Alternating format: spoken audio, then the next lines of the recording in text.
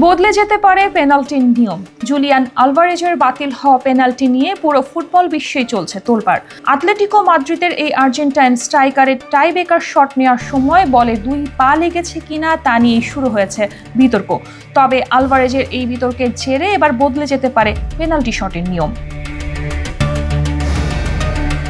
বিষয়টি নিয়ে আতলেটিকো মাদ্রিদের অভিযোগের পরিপ্রেক্ষিতে এক বিবৃতিতে উয়েফা জানায়, যদিও সামান্য, তবে শট নেওয়ার আগে খেলোয়াড়ের অন্য পাও বল স্পর্শ করেছিল, আর বর্তমান আইন অনুযায়ী রেফারিকে ভিআরে গোল বাতিলের বার্তাই দিতে হতো।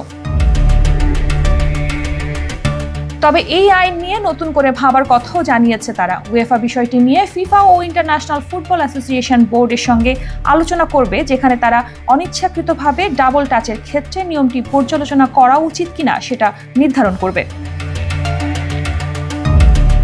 উয়েফার এই বিবৃতি নিয়ে কোনো প্রতিক্রিয়া জানায়নি আতলেটিকো মাদ্রিদ। তবে ম্যাচের পর বিষয়টি নিয়ে কড়া প্রতিক্রিয়া জানিয়েছে আতলেটিকোর কোচ দিয়েগো সিমিওনে। তিনি জানান, আমি এখনও পেনাল্টি শটের জন্য ভিআরের শরণাপন্ন হতে দেখিনি, এমনকি যারা বল নাড়তে দেখেছেন তাদের হাত তুলতেও বলেন তিনি।